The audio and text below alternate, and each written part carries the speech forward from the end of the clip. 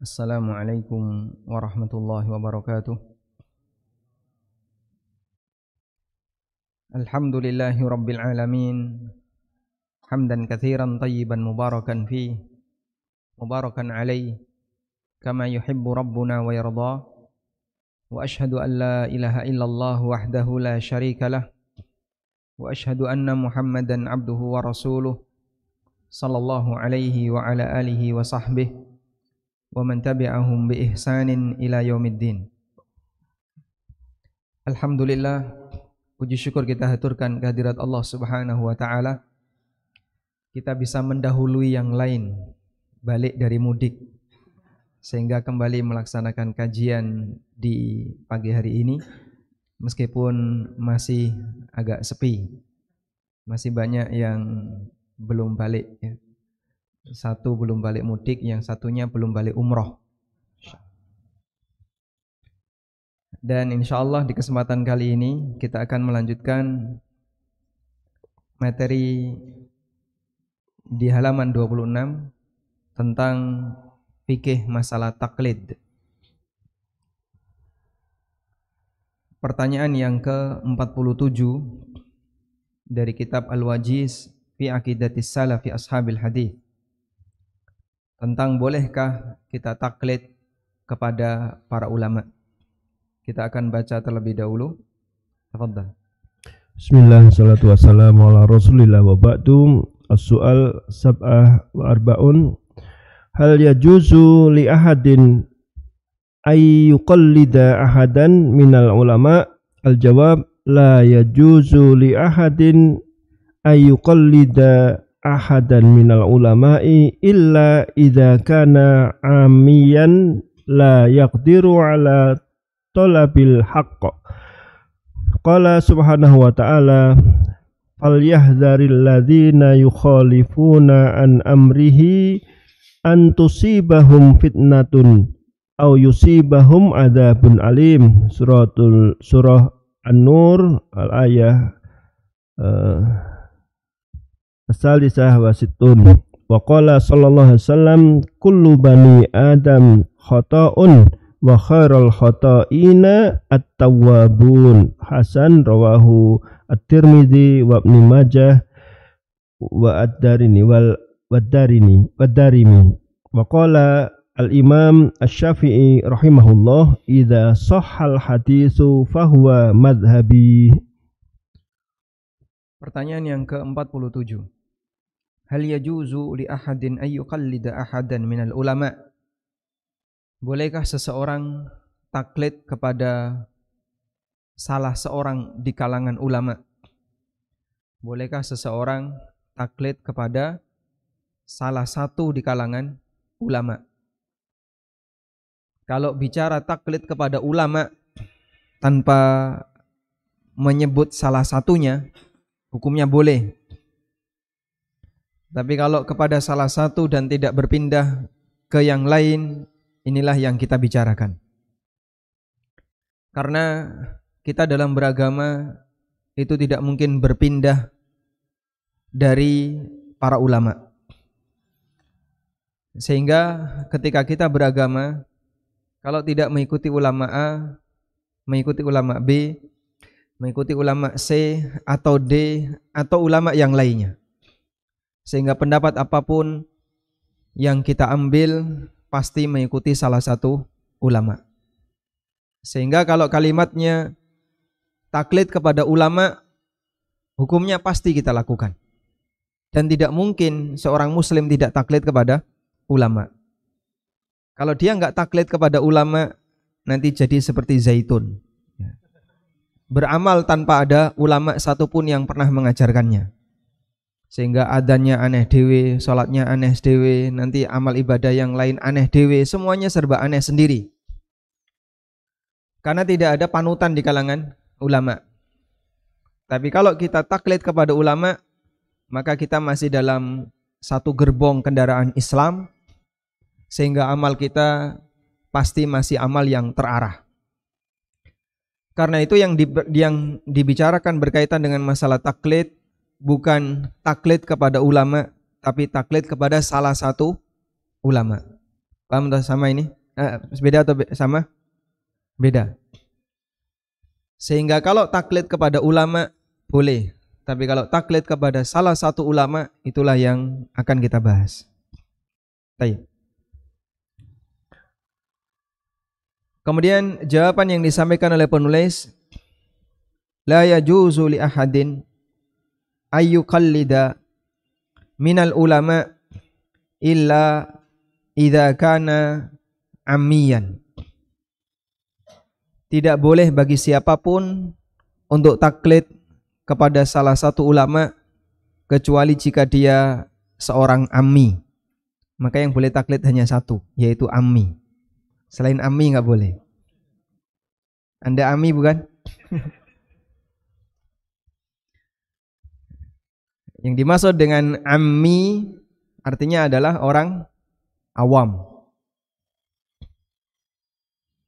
Illa idza kana ammiyan la yaqdiru ala talabil haqqi, yang dia tidak punya kemampuan untuk mempelajari dan mengenali kebenaran.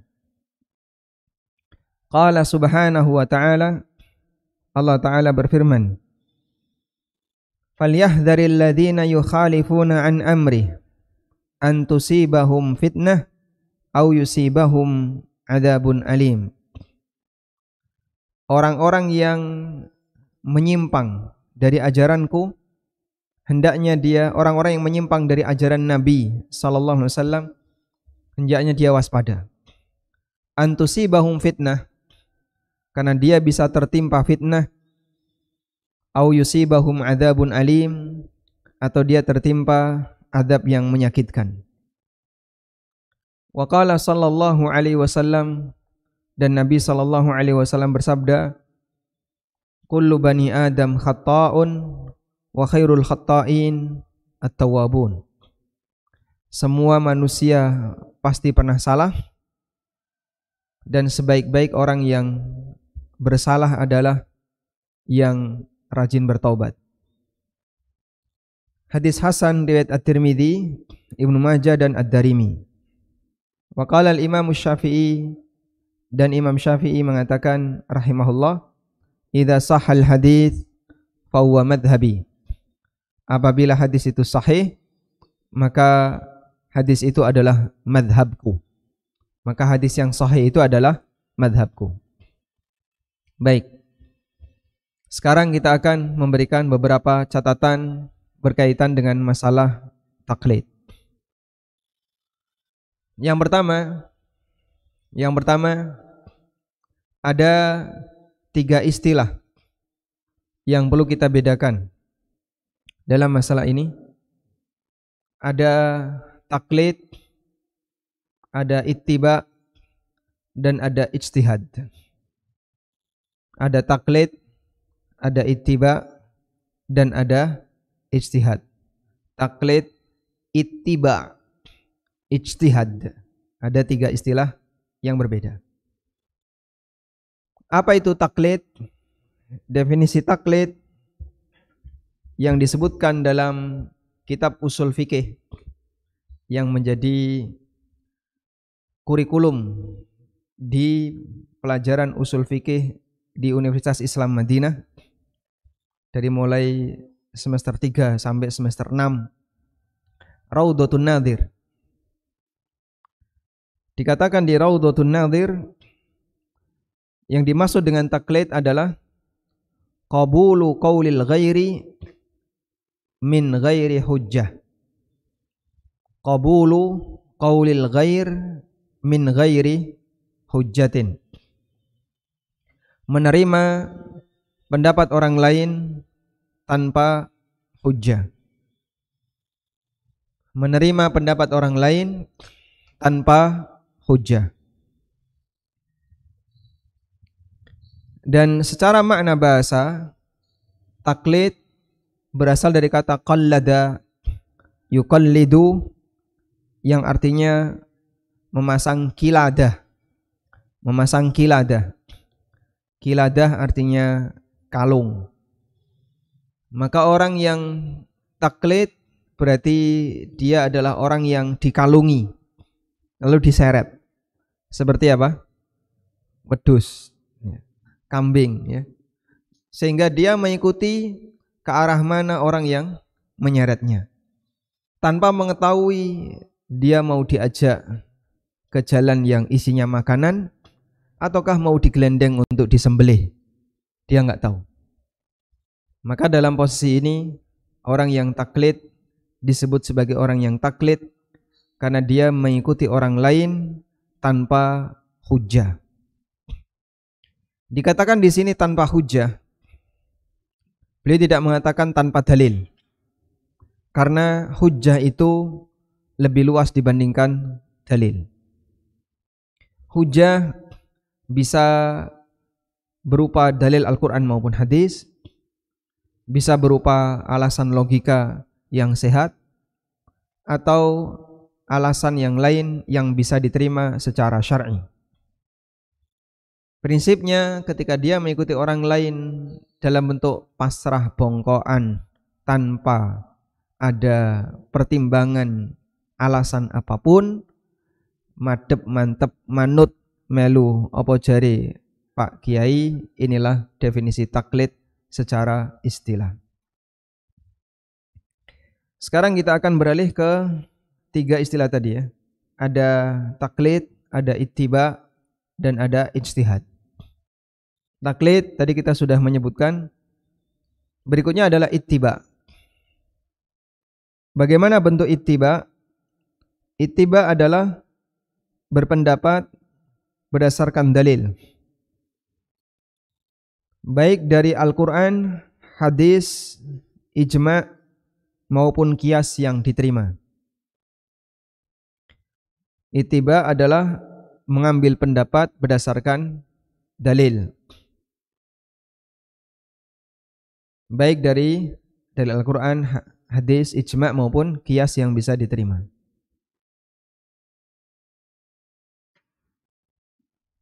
Tayyib. Dan ketika orang ittiba terhadap ulama, ini berbeda dengan taklid terhadap ulama. Kalau dia mengikuti ulama dengan landasan tahu dalil, misalnya dia ngerti kenapa ulama fulan ini berpendapat A, karena dalilnya seperti ini.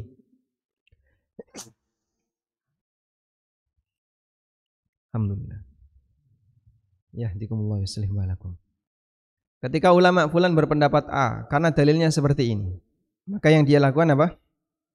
Ittiba. Yang dilakukan adalah ittiba. Sehingga dalam hal ini ketika yang dia lakukan adalah ittiba, dia tidak masuk dalam kategori taklid. Berbeda ketika dia mengikuti tapi dalam posisi dia tidak tahu dalil. Ketika dia mengikuti dan dia tidak tahu dalil, inilah taklid. Ulama mengatakan pokoknya X. Apapun yang terjadi pokoknya X. Nah ini jadinya apa? Taklid. Kalau dia bilang pendapat saya X. Kenapa saya berpendapat X? Ini alasannya. Kemudian orang itu mencerna alasan tadi dan dia bisa menerima, maka ini apa? Ittiba. Karena itu orang yang mengikuti pendapat karena dia mengikuti alasan yang bisa diterima tidak bisa disebut taklid, tapi ittiba. Dan orang ittiba itu memungkinkan untuk berpindah-pindah dari satu madhab ke madhab yang lain, sehingga dia bisa mengikuti pendapat A, dia bisa mengikuti pendapat B, dia bisa mengikuti pendapat C, tergantung dari pendapat mana yang menurut dia alasannya lebih kuat. Selanjutnya ijtihad. Ijtihad ini tugasnya mereka yang paham dalil dan latar belakang dari dalil, sehingga dia ngerti tentang dalil dan dia ngerti kandungan makna dari dalil. Ketika dia ngerti seperti itu, maka posisi dia sebagai mujtahid. Maka mujtahid ini sumber pemahaman. Orang yang memberikan sumber pemahaman. Apa ini? Mujtahid. Dia mengambil dari sumber lalu memberikan penjelasan dari sumber itu dengan bentuk alasan-alasan yang beliau pahami dari sumber. Maka status dia sebagai mujtahid. Bedanya apa dengan orang yang ittiba? Orang yang ittiba bisa jadi tidak paham sumber. Ada ayat seperti ini bunyinya, tapi dia enggak dong. Sudah? Terus dia merujuk kepada mujtahid tadi. Nah, mujtahid memberikan penjelasan dan kesimpulan. Akhirnya dia pilih pendapat sesuai dengan penjelasan mujtahid tersebut. Dalam posisi ini orang kedua sebagai ittiba, muttabi, sedangkan orang yang memberikan sumber penjelasan tadi sebagai mujtahid. Dipahami ya? Nah, oleh karena itu manusia dalam masalah ijtihad dan ittiba itu berkelas. Sifatnya berkelas. Artinya begini. Terkadang dalam satu posisi dia ittiba, namun di posisi yang lain dia bisa berijtihad. Terkadang di satu posisi dia bisa ijtihad, tapi dalam kasus yang lain dia muttabi, tidak bisa berijtihad. Sehingga di satu waktu dia bisa berijtihad, di waktu yang lain dia tidak bisa berijtihad. Mafhum insyaallah? Maka tidak ada istilah begitu sudah mencapai mujtahid selamanya mujtahid, nggak bisa. Bisa jadi dalam kondisi tertentu dia nggak bisa berijtihad. Dalam masalah ini saya nggak ngerti, maka dia ngikuti ulama yang lain. Sebaliknya ada yang dia muttabi, saya pilih A, saya pilih B.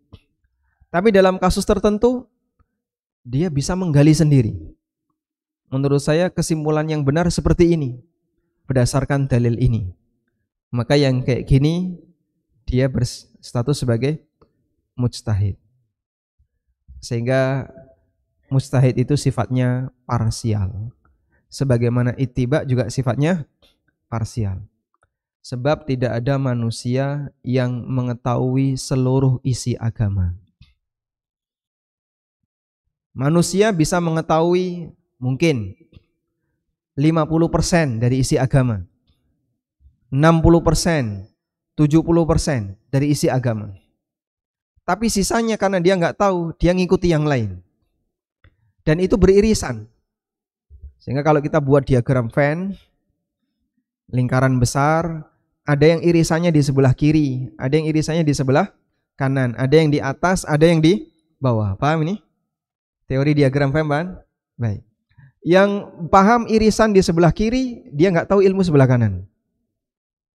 Yang paham irisan sebelah kanan, bagian kiri dia nggak ngerti. Bagian atas dia ngerti, bagian bawah dia nggak tahu. Dan demikian seterusnya. Tapi seluruh ilmu Islam ini dimiliki oleh kaum muslimin. Hanya saja tidak ada satu kaum muslimin yang menguasai semuanya. Sebab kalau dia menguasai semuanya, maka dia sama dengan Nabi. Dan tidak ada manusia yang sama dengan Nabi. Wallahu a'lam. Tayyib.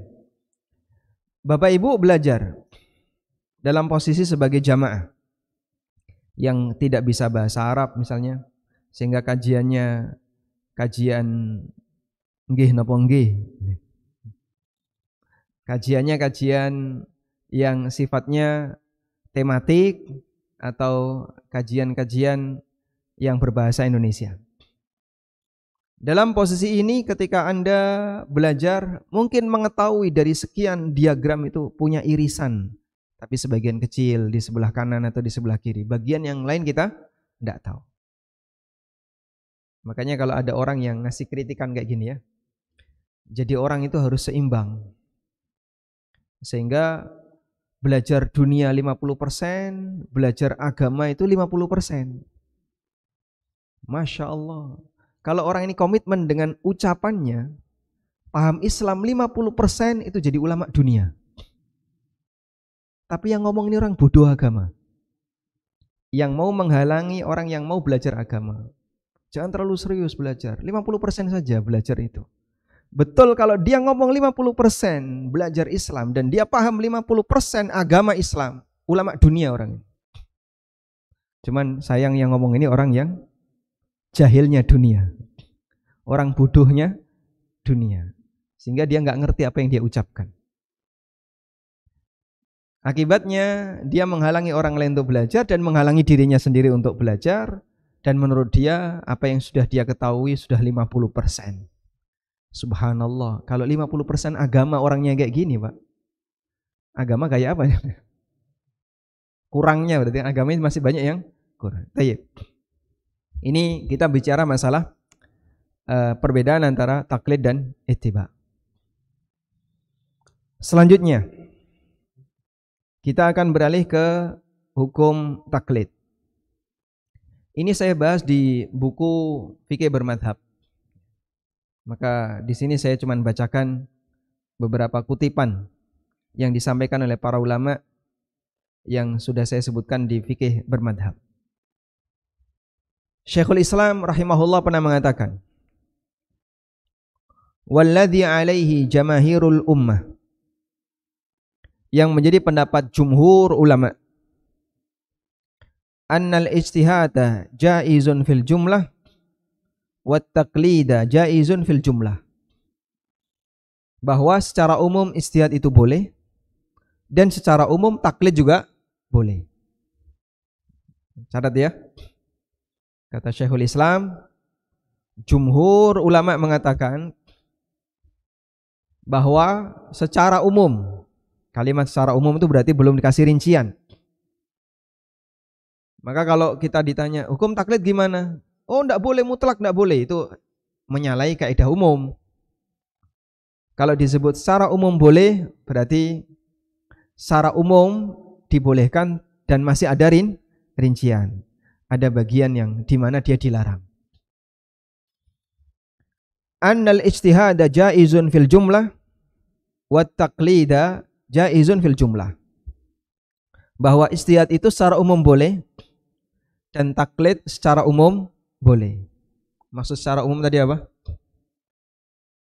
Belum dikasih rincian. Wala yujibuna al-ijtihad ala kulli ahadin wa yuharrimuna at-taqlid. Para ulama tidak mewajibkan ijtihad kepada semua muslim, sebagaimana mereka juga tidak mengharamkan taklid secara mutlak kepada semua muslim.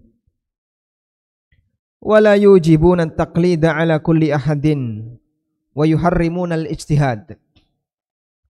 Dan mereka juga tidak mewajibkan taklid kepada semua orang, sebagaimana mereka tidak mengharamkan ijtihad kepada semua orang. Sehingga jumhur ulama mengatakan ijtihad dan taklid secara umum itu boleh, tapi belum ada rinciannya. Belum beliau berikan rincian. Paham insyaallah ya? Nah selanjutnya, kalau kita sudah paham bahwasanya taklid secara umum boleh, sebagaimana ijtihad juga secara umum boleh. Lalu bagaimana rinciannya? Kita kutipkan dari buku Ma'alim Usulil Fiqhi Inda Ahli Sunnah wal Jamaah, karya Dr. Muhammad Al-Jizani hafizahullah ta'ala. Beliau mengatakan, terkait kondisi orang yang taklid, kondisi orang yang taklid ada dua. Yang pertama, orang yang benar-benar bodoh atau enggak paham dalam masalah agama. Jangankan paham Quran, kon moco ora iso. Jangankan baca Quran, iqra saja enggak bisa. Tapi dia muslim. Dan dia bisa jadi rajin beribadah. Bahkan bisa jadi semangat untuk beramal, tapi dia sama sekali awam dalam masalah agama. Orang awam yang tidak bisa memahami dalil untuk membuat kesimpulan hukum agama, sehingga dalam masalah apapun terkait syariat dia hanya bisa mengandalkan keterangan orang lain. Ini kondisi yang pertama. Yang kedua, orang yang dalam keadaan tidak mampu melakukan ijtihad. Orang yang dalam keadaan tidak mampu melakukan ijtihad. Dalam keadaan tertentu dia mampu, dalam keadaan yang lain dia enggak mampu. Contohnya ulama, dia mungkin ngerti tentang masalah fikih, tapi enggak paham misalnya tentang masalah ilmu Quran misalnya. Ada qiraah yang mungkin dia enggak kenal. Maka dalam posisi ini terkait masalah qiraah dia taklid kepada yang lain. Sehingga dalam ilmu qiraah dia karena enggak ngerti, maka dia ngikuti yang lain, dia taklid kepada yang lain. Meskipun dalam bidang fikih dia menguasai. Orang seperti ini maka dia dalam kondisi tidak mampu berijtihad tapi sifatnya kondisional. Tayyib. Bingung enggak kira-kira? Enggak, atau kita lewati saja ini ya. Kepanjangan. Nanti baca sendiri aja di buku fikih bermadhab.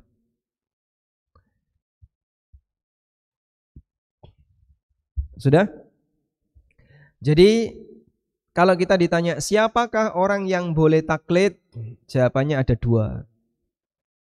Pertama tadi, orang awam yang sama sekali enggak ngerti, nol putul enggak ngerti. Misal ya,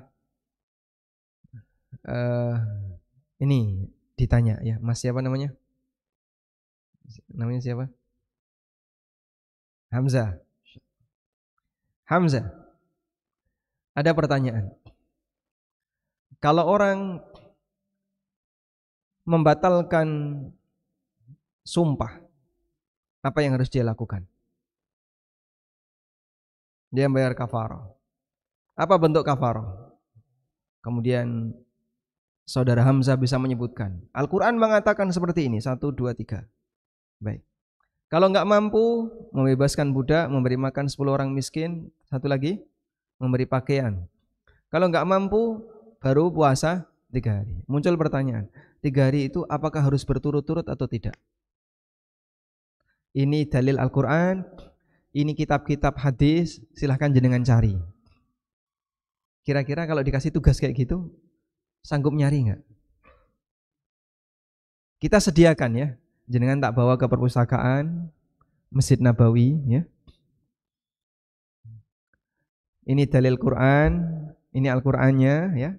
Ini kitab tafsir, ini kitab hadis. Pertanyaannya, orang yang puasa bayar kafarah, sumpah, apakah harus berturut-turut atau tidak? Monggo digoleki.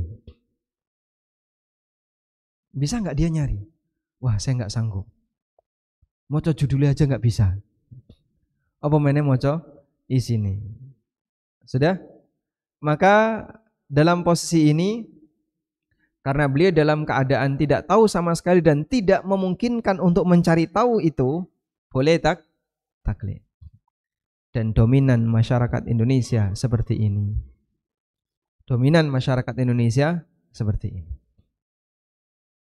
Kalau dulu sebelum ada media internet, Masya Allah, susah sekali untuk bisa mencari sumber yang bisa dijadikan sebagai tempat bertanya. Jarang bisa menemukan seperti itu. Bahkan diceritakan oleh para senior-senior yang belajar ilmu agama di Yogyakarta. Awal-awal kajian sunnah di Yogyakarta, yang waktu itu saya masih SMP, mungkin masih SD, karena sekitar tahun 90-an. Beliau bilang begini, dulu kajian di Jogja sekitar UGM itu cuman ada sepekan sekali atau sepekan 2 kali. Itu pun kalau lagi kajian materi, jamaahnya di luar. Mahasiswa-mahasiswa itu di luar masjid, do klekaran, ono sing nongkrong di atas motor dan seterusnya. Begitu sesi tanya jawab, gerubuk datang, mendekat ke ustadz. Terus tanya. Kalau kajian lagi sesi materi, mereka nyender-nyender, nggak serius. Begitu, tanya jawab, untuk ngumpul semua. Ceritanya seperti itu dulu, katanya demikian. Dan masih sangat jarang sekali ya orang ngaji. Bahkan UGM yang berjilbab saja masih bisa dihitung jari. Sehingga dalam kondisi masyarakat yang demikian banyak awam, maka dominan mereka hanya bisa taklid. Nah, apakah puasa Syawal itu harus berturut-turut ataukah boleh dipisah-pisah? Ini bukunya, Quran, tafsir, ini kitab-kitab hadis. Monggo jenengan goleki jawabannya. Sanggup nggak kira-kira? Rasito poso, Pak. Sampai rampung Syawal durung ketemu. Karena kita tidak bisa untuk mencari itu. Maka ini sebagai apa? Orang awam. Sehingga yang seperti ini hanya bisa taklid. Baik. Orang kedua yang boleh taklid adalah siapa? Orang kedua yang boleh taklid siapa? Ulama mujtahid yang dalam kondisi tertentu tidak bisa berijtihad. Ada keterangan yang pernah disampaikan oleh Syekh Dr. Abdul Aziz Ar-Rais, hafizahullah, bahwa Syekh Albani itu pernah ditanya melalui telepon. Pertanyaannya tentang ilmu faraid. Dan kemudian beliau mengatakan saya nggak bisa jawab. Karena beliau tidak membidangi bagian itu, tidak mempelajari bagian itu. Tapi ilmu ini nggak hilang, ada ulama yang lain yang memilikinya. Meskipun beliau tidak memiliki. Sehingga dalam posisi tertentu, sekalipun beliau menjadi referensi dan rujukan dalam masalah takhrij hadis, tapi dalam bidang ilmu tertentu beliau nggak paham. Lalu dialihkan ke ulama yang lain. Sehingga kalau taklid 100% dilarang untuk ulama mujtahid, maka banyak orang yang berdosa. Selanjutnya, berkaitan dengan orang yang ditaklidi. Objek taklid berarti orang yang ditaklidi. Orang yang ditaklidi haruslah orang yang dikenal berilmu dan memiliki sifat amanah, komitmen dengan agama, dan bukan orang yang punya pemahaman menyimpang. Insya Allah para ulama ahlu sunnah mereka memenuhi persyaratan ini. Terutama yang namanya amanah. Amanah dalam masalah agama di Indonesia banyak sekali yang dilanggar. Delok ning kitab iki. Ning kitab iki bab ngene kira-kira bahas masalah ngene. Digoleki ra ono, Pak. Digoleki enggak ada. Masyarakat awam ndak ngerti dia. Ning kitab iki bahasanya kayak gini. Bagi talibul ilmi yang dia ngerti, nyari tentang itu ndak ada. Dan memang nggak ada. Tapi klaim seperti itu sering. Dan itu di Indonesia cukup banyak. Sehingga dia bilang di kitab ini, di kitab ini, di kitab ini. Ora ono ning kitab itu. Inikah yang dimaksud orang yang amanah? Maka dia penipu, tapi diikuti banyak orang. Sehingga dalam posisi ketika dia mengklaim ada di kitab ini, padahal sebenarnya tidak ada. Dulu yang punya kitab seperti itu jarang. Sekarang PDF-nya gratis, mudah diakses. Ya. Begitu orang mengklaim, maka pasang kehati-hatian. Di hadapan kamu bukan seperti orang dulu yang nol putul tidak bisa mengakses buku. Sekarang orang pelajaran bahasa Arab semakin semarak, yang bisa baca kitab gundul makin banyak, yang bisa baca kitabnya ulama makin gampang, makin banyak, dan untuk mengakses buku gampang.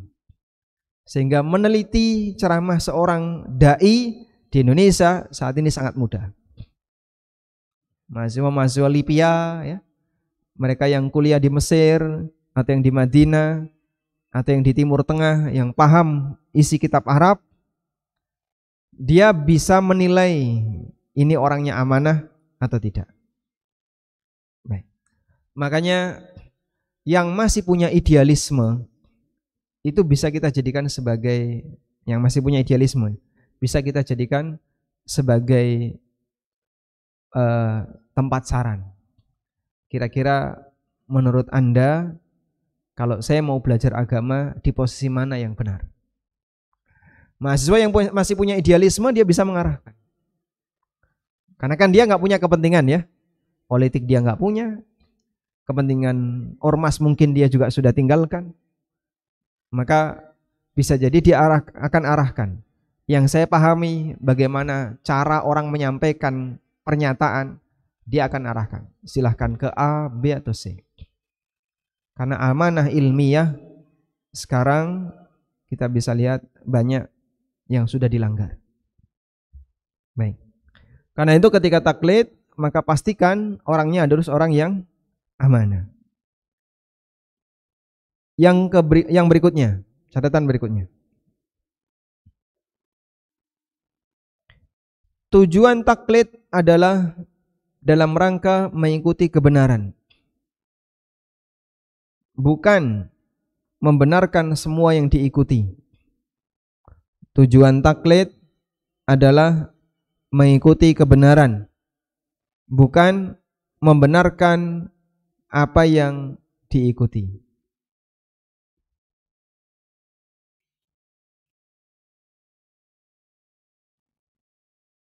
Selanjutnya, yang keempat, tidak boleh meyakini bahwa pernyataan seorang ulama tertentu selalu benar. Tidak boleh meyakini bahwa pernyataan seorang ulama tertentu selalu benar. Meskipun ilmunya diakui,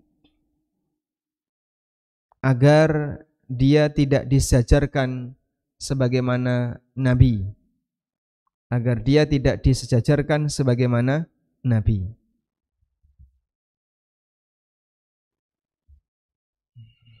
Sudah? Sehingga nggak boleh misalnya Anda mengakui siapa ulama yang ilmunya diakui. Misalnya Imam Asy-Syafi'i. Atau yang lebih naik lagi di kalangan ulama tabi'in, Imam Malik. Atasnya lagi Sa'id bin Musayyib, Sayyidut Tabi'in. Atasnya lagi Ibnu Abbas atau Ibnu Mas'ud atau bahkan Khulafaur Rasyidin. Apakah semua yang disampaikan oleh para Khulafaur Rasyidin atau yang disampaikan oleh Ibnu Abbas atau yang disampaikan oleh Ibnu Mas'ud atau Sa'id Ibnu Musayyib atau siapa lagi? Imam Malik atau Imam Syafi'i, semuanya benar? Tidak. Pasti ada celah salahnya. Dan tidak boleh meyakini pokoknya semua yang keluar dari Imam Syafi'i benar, tidak boleh. Sebagaimana tidak boleh meyakini semua yang dikatakan Imam Ahmad benar. Demikian pula tidak boleh meyakini semua yang dikatakan oleh Imam Malik benar, agar tidak mensejajarkan mereka sebagaimana layaknya Nabi. Kata Syekhul Islam rahimahullah, walihada lamma kana waliyullah yajuzu ay yaghlita lam yajib 'ala an-nasil imanu bi jami'i ma yaquluhu man huwa waliyun lillah li'alla yakuna nabiyan. Mengingat para wali Allah itu mungkin saja salah. Coba ditulis ya. Mengingat para wali Allah itu mungkin saja salah. Karena itu manusia tidak wajib untuk mengimani semua yang disampaikan oleh wali Allah. Kita sepakat misalnya Imam Syafi'i wali Allah. Beliau rajulun saleh. Imam Ahmad rajulun saleh. Wala uzakki 'ala Allahi ahada.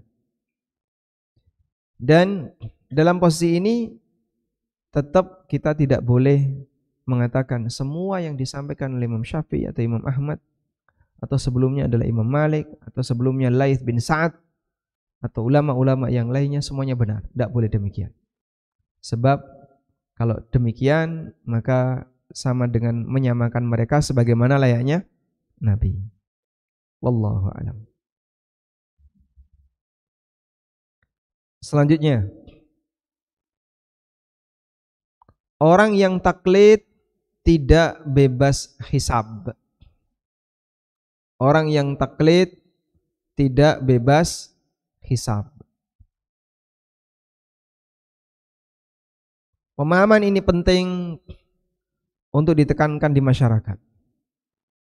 Enggak ada ceritanya kalau kamu mengikuti pendapat ulama, nek bener untuk ganjaran, nek salah sing nanggung dosa ulamae. Lah kok enak dadi wong awam. Andai kan kaidah ini benar, maka orang bodoh lebih afdal dan lebih selamat. Fal jahil aslam wa ahkam. Maka orang yang bodoh lebih selamat. Sehingga tidak ada ceritanya kalau mengikuti seseorang, nek bener untuk ganjaran, nek salah yang nanggung dosa ulamanya, mesakne ulamae. Baik, yang benar gimana? Baik yang mengikuti maupun yang diikuti, masing-masing tidak bebas hisab. Karena itulah para ulama menyadari bahwa mengambil guru dalam hal mengambil guru termasuk di antara hal yang harus dipertanggungjawabkan besok di hari kiamat. Mengambil guru termasuk di antara hal yang harus dipertanggungjawabkan besok di hari kiamat. Imam Malik bin Anas pernah mendapatkan pujian dari muridnya Imam Syafi'i. Raditu bi Malikin ayyakuna hujjatan baini wa bainallahi ta'ala. Aku telah ridho menjadikan Imam Malik sebagai hujjah antara aku dengan Allah. Artinya beliau siap kalau ditanya oleh Allah, kenapa yang diikuti Imam Malik, yang diambil guru Imam Malik, Imam Syafi'i sudah siap untuk ditanya tentang itu. Artinya apa? Beliau punya pemahaman ini nanti akan dipertanggungjawabkan di akhirat. Maka kenapa Bapak hadir di Rabu pagi? Nah, itu nanti akan dipertanggungjawabkan di akhirat. Wah, nek ngono timbangannya dipertanggungjawabkan rasa mangkat ya, Pak. Nanti juga sama. Kenapa kok enggak hadir? Sehingga setiap aktivitas yang kita lakukan akan kita pertanggungjawabkan di akhirat. Wallahu a'lam. Baik, mungkin demikian yang bisa kita sampaikan. Dan pada pertemuan berikutnya, kalau ingin membahas lebih rinci tentang masalah taklid, mungkin nanti bisa dibaca ya. Punya buku ini kan? Ada yang punya? Ya. Nanti silakan baca buku ini di halaman tentang masalah fikih taklid. Dan insyaallah pertemuan berikutnya kita akan membahas tentang masalah wali Allah dan karomah. Tapi belum pertemuan yang terakhir karena masih ada beberapa halaman lagi. Maka sebagai persiapan sebelum kajian ini berakhir, diharapkan buku untuk kajian berikutnya sudah dimiliki. Nah, nanti akan diumumkan Pak Farid ya. Demikian wassallallahu ala nabiyyina Muhammadin wa ala alihi wa sahbihi wasallam. Jazakumullahu khairan Ustaz atas kajian pagi hari ini. Spesial untuk hari ini ada pertanyaan dari jamaah, boleh mengenai apa saja? Silakan.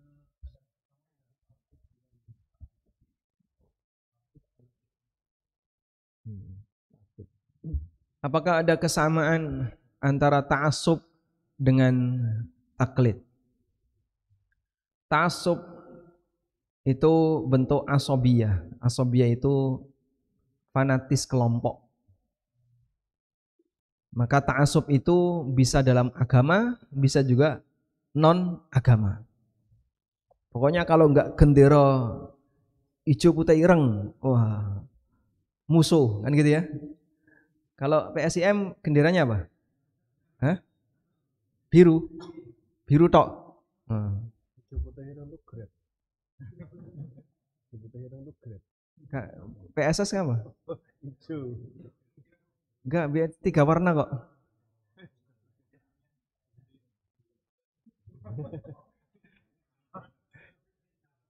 Betul kan? Iya. Karena di kerajaan tuh benderanya itu. Tulisannya PSS. Oh, berarti benderanya 3 warna ya. PSIM biru, yang ini hijau. Dan itu ta'assub. Ta'assub dalam masalah bola itu kan enggak ada hubungannya dengan agama ya. Muslim kafir kalau enggak sama jadinya apa? Musuh. Misalnya Jakarta itu apa? Jackmania. Musuhnya mana? Persib Bandung. Oh, Masya Allah itu. Antara Arema dengan Persebaya, dan itu korbannya sudah banyak.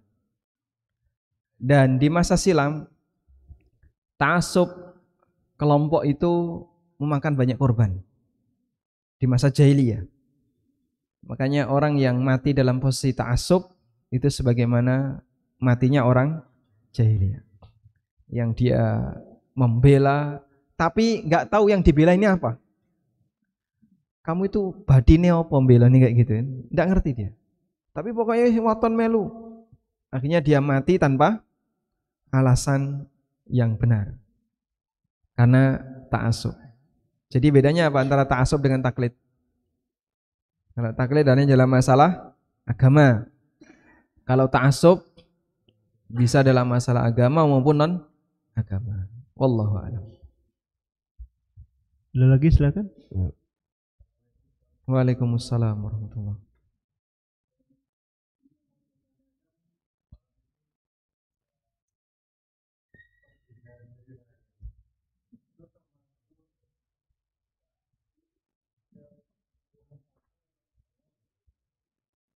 Perbedaan hari raya, apakah termasuk taklid atau bagaimana? Tergantung dari orangnya. Ada yang dia berhari raya Jumat karena dia mengikuti pendapat wihdatul matla'. Dia mengikuti pendapat ru'yah global. Jadi kalau di dunia ini sudah ada salah satu yang lihat hilal, maka ditetapkan hari raya. Dan ada yang dia hari raya Jumat karena pokoknya harga mati hisab. Kalau enggak hisab, saya enggak mau. Maka dia ngikuti hari raya Jumat. Ada yang dia hari raya Jumat karena harga mati ormas. Pokoknya apapun yang disampaikan ormas ini saya ngikut. Maka dia taklid kepada ormas. Dan mereka berhari raya bareng di hari Jumat dengan suasana hati yang berbeda. Allah menghisab sesuai dengan kondisi lahir batinnya. Yang Sabtu juga sama. Ada yang Sabtu karena fanatik ormas. Pokoknya ini keputusan ormas ya, saya ngikut. Ada yang karena pertimbangan dalilnya seperti ini, kita harus ikut pemerintah. Maka ngikuti pemerintah bukan karena pemerintahnya, tapi karena dalilnya. Makanya dia dimanapun, baik tinggal di negara Indonesia maupun di negara Brunei maupun di negara Malaysia, pertimbangannya karena dalil mau menyuruh mengikuti pemerintah, terlepas dari pemerintahannya. Ada yang seperti itu. Ada yang karena dia mengikuti perbedaan matlak. Kalau matlak di sana kelihatan, di sini belum, ya kita ambil yang sesuai wilayah kita.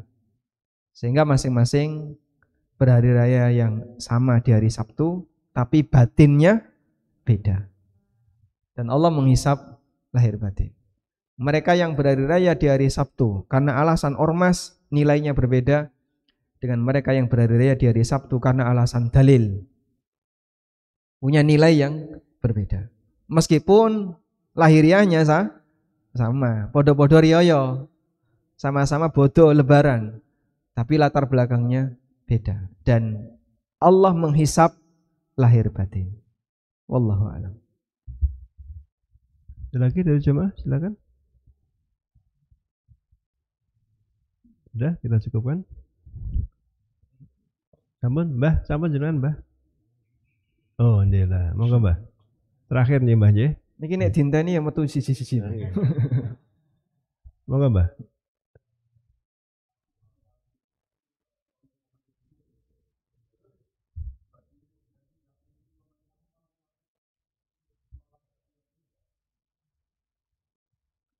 Ya ayyuhalladzina amanu atiiullaha wa atiiur rasul wa ulil amri minkum. Bagi yang tidak mengikuti pemerintah.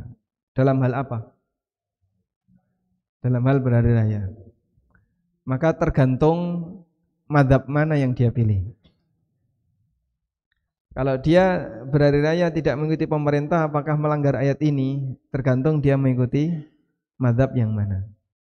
Kalau dia mengikuti pendapat ru'yah global itu yang benar, sehingga dia dalam hal ini tidak ngikut pemerintah, maka dia punya alasan. La ta'ata li makhluqin fi ma'siyatil khaliq. Alasannya itu. Saya tidak boleh mentaati makhluk dalam perkara yang isinya maksiat kepada khaliq. Karena bagi dia hari ini tidak boleh puasa. Sudah 1 Syawal menurut dia, dalam keyakinan dia. Sehingga kalaupun pemerintah mewajibkan puasa, ya saya nggak mau puasa. Nggak boleh mentaati dalam hal ini. Baik. Ada juga yang dia waton suloyo. Pokoknya pemerintah muni apa, aku mau tak gawe dhewe. Ini waton suloyo. Nah, yang waton suloyo ini bisa jadi dia terkena ayat tadi. Kamu kenapa alasannya nggak mau ngikut pemerintah? Pokoknya saya nggak mau ngikut seragam dengan pemerintah, itu anti misalnya. Ini waton suloyo. Yang kayak gini bisa jadi dia melanggar ayat. Wallahu a'lam. Sama nggih. Baik, demikian yang bisa kita bahas. Semoga apa yang kita bahas ini bermanfaat. Allahumma anfa'na bima 'allamtana wa 'allimna ma yanfa'una warzuqna ilma wa sallallahu ala nabiyyina Muhammadin wa ala alihi wa sahbihi wa sallam wa akhiru da'wana alhamdulillahi rabbil alamin. Wassalamualaikum warahmatullahi wabarakatuh. Waalaikumsalam warahmatullahi wabarakatuh. Jamaah sekalian.